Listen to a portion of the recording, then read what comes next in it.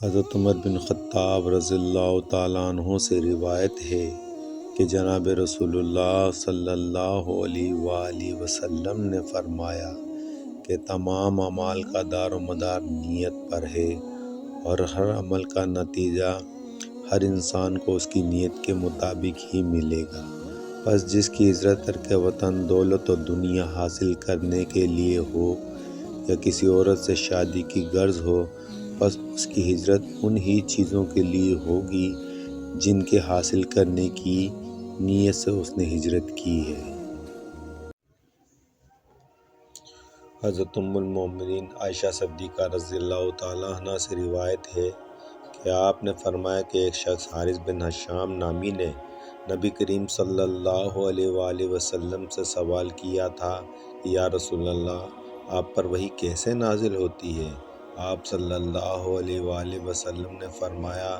کہ وحی نازل ہوتے وقت کبھی مجھ کو گھنٹی کی سی آواز محسوس ہوتی ہے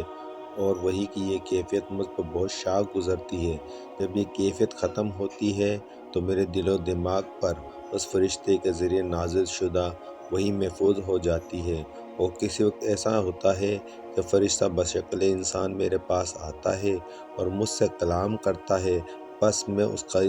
کہا ہوا یاد رکھ لیتا ہوں۔ عائشہ صدیقہ رضی اللہ تعالیٰ عنہ کا بیان ہے کہ میں نے سخت کڑاکے کی سردی میں نبی کریم صلی اللہ علیہ وآلہ وسلم کو دیکھا ہے کہ آپ صلی اللہ علیہ وآلہ وسلم پر وحی نازل ہوئی، اور جب اس کا سلسلہ موقوف ہوا تو آپ صلی اللہ علیہ وآلہ وسلم کی پیشانی پسینے سے شرابور تھی۔ ام المومنین حضرت عائشہ رضی اللہ تعالیٰ عنہ سے روایت ہے، وہ فرماتی ہیں کہ نبی کریم صلی اللہ علیہ وآلہ وسلم پر وحی کا ابتدائی دور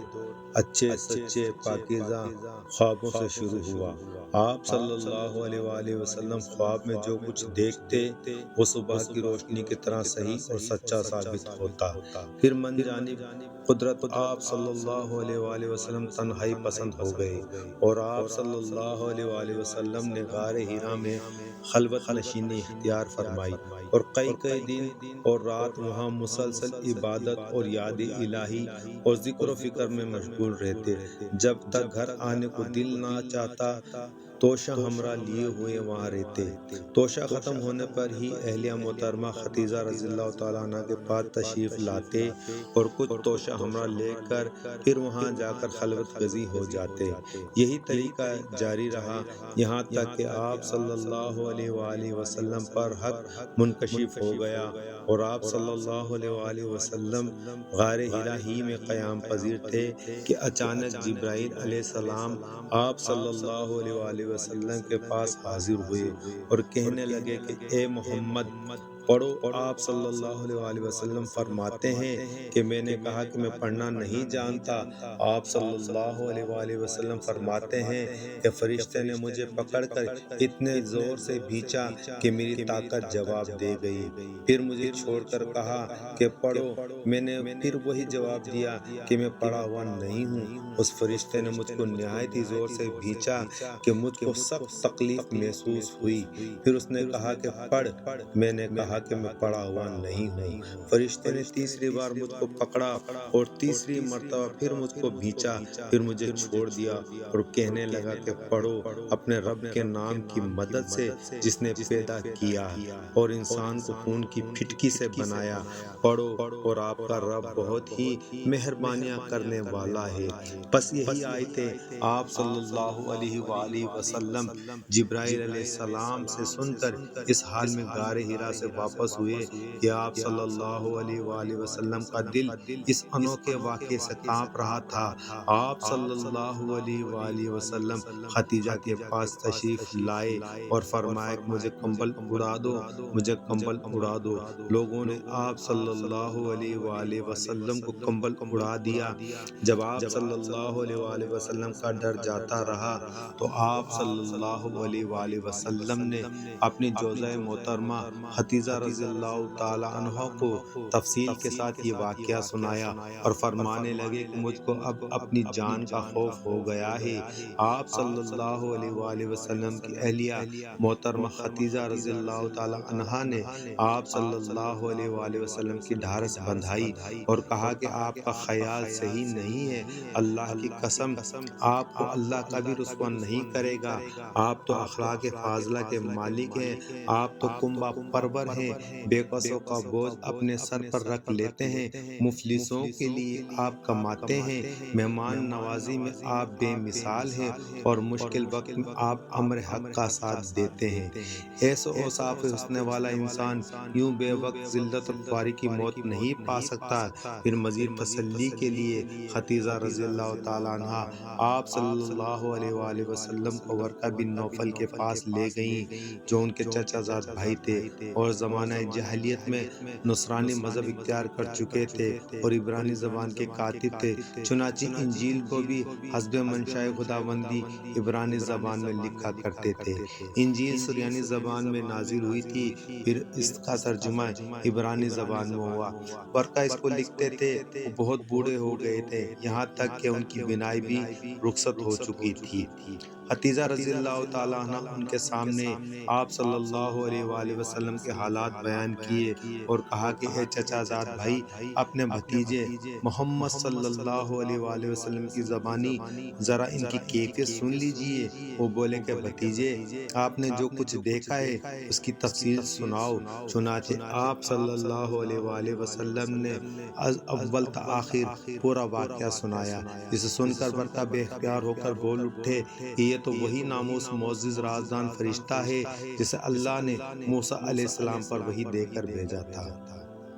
کاش میں آپ کے اس عہد نبوت کے شروع ہونے پر جوان عمر ہوتا، کاش میں اس وقت تک زندہ رہتا جبکہ آپ کی قوم آپ کو اس شہر سے نکال دے گی۔ رسول اللہ صلی اللہ علیہ وآلہ وسلم نے یہ سن کر تعجب سے پوچھا کہ کیا وہ لوگ مجھ کو نکال دیں گے حالانکہ میں تو ان میں صادق اور امین اور مقبول ہوں؟ ورقہ بولا ہاں یہ سب کچھ سچ ہے، مگر جو شخص بھی آپ کی طرح امر حق لے کر آیا لوگ اس کے دشمن ہی ہو گئے ہیں۔ اگر مجھے آپ کی نبوت کا وہ زمانہ مل جائے تو میں آپ کی پوری مدد کروں گا، مگر ورقہ کچھ دنوں کے بعد انتقال کر گئے، پھر کچھ عرصے تک وحی کی آمد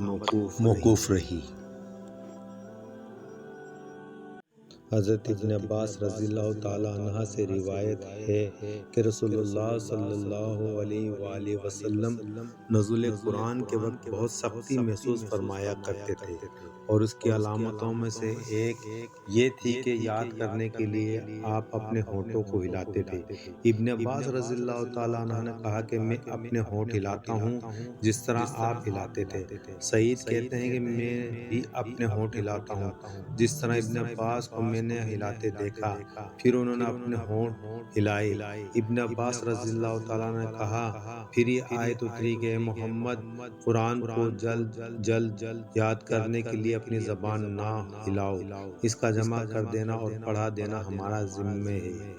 ابن عباس رضی اللہ تعالیٰ عنہ کہتے ہیں یعنی قرآن آپ صلی اللہ علیہ وآلہ وسلم کے دل میں جمع دینا اور پڑھا دینا ہمارا ذمہ ہے، پھر جب ہم پڑھ چکیں تو اس پڑھے ہوئے کی اتباع کرو۔ ابن عباس رضی اللہ تعالیٰ عنہ فرماتے ہیں اس کا مطلب یہ ہے کہ آپ اس کو خاموشی کے ساتھ سنتے رہو، اس کے بعد مطلب سمجھا دینا ہمارا ذمہ ہے، پھر یقیناً یہ ہماری ذمہ داری ہے کہ آپ اس کو پڑھو یعنی اس کو محفوظ کر سکو۔ چنانچہ اس کے بعد جب آپ کے پاس جبرائیل علیہ السلام وحی لے کر آتے تو آپ توجہ سے سنتے، جب وہ چلے جاتے تو رسول اللہ صلی اللہ علیہ وآلہ وسلم اس وحی کو اس طرح پڑھتے جس طرح جبریل علیہ السلام نے اسے پڑھا تھا۔ حضرت ابن عباس رضی اللہ تعالیٰ عنہ سے یہ روایت نقل کی کہ رسول اللہ صلی اللہ علیہ وآلہ وسلم سب لوگوں سے زیادہ جواد سخی تھے اور رمضان میں دوسروں اوقات کا مقابلے میں جب جبرائیل علیہ السلام آپ صلی اللہ علیہ وآلہ وسلم سے ملتے بہت ہی زیادہ جود و کرم فرماتے۔ جبرائیل علیہ السلام رمضان کے ہر رات میں آپ صلی اللہ علیہ وآلہ وسلم سے ملاقات کرتے اور آپ صلی اللہ علیہ وآلہ وسلم کے ساتھ قرآن کا دورہ کرتے، غرض نبی کریم صلی اللہ علیہ وآلہ وسلم لوگوں کو بھلائی پہنچانے میں بارش لانے والی ہوا سے بھی زیادہ جود و کرم فرمایا کرتے تھے۔ حضرت جابر بن عبداللہ انصاری رضی اللہ تعالیٰ عنہ سے یہ روایت نقل کی کہ آپ صلی اللہ علیہ وآلہ وسلم نے وحی کے رک جانے کے زمانے کے حالات بیان فرماتے ہوئے کہا کہ ایک روز میں چلا جا رہا تھا کہ اچانک میں نے آسمان کی طرف ایک آواز سنی اور میں نے اپنا سر آسمان کی طرف اٹھایا، کیا دیکھتا ہوں کہ وہی فرشتہ جو میرے پاس غار حرا میں آیا تھا وہ آسمان و زمین کے بیچ میں ایک کرسی پر بیٹھا ہوا ہے۔ میں اس سے ڈر گیا اور گھر آنے پر میں نے پھر کمبل اوڑھنے کی خواہش ظاہر کی۔ اس وقت اللہ پاک کی طرف سے یہ آیت نازل ہوئی، اے لحاف اوڑھ کر لیٹنے والے، اٹھ کھڑا ہو اور لوگوں کو عذاب الہی سے ڈرا اور اپنے رب کی بڑائی بیان کر اور اپنے کپڑوں کو پاک صاف رکھ اور گندگی سے دور رہ۔ اس کے بعد وہی تیزی کے ساتھ پے در پے آنے لگی۔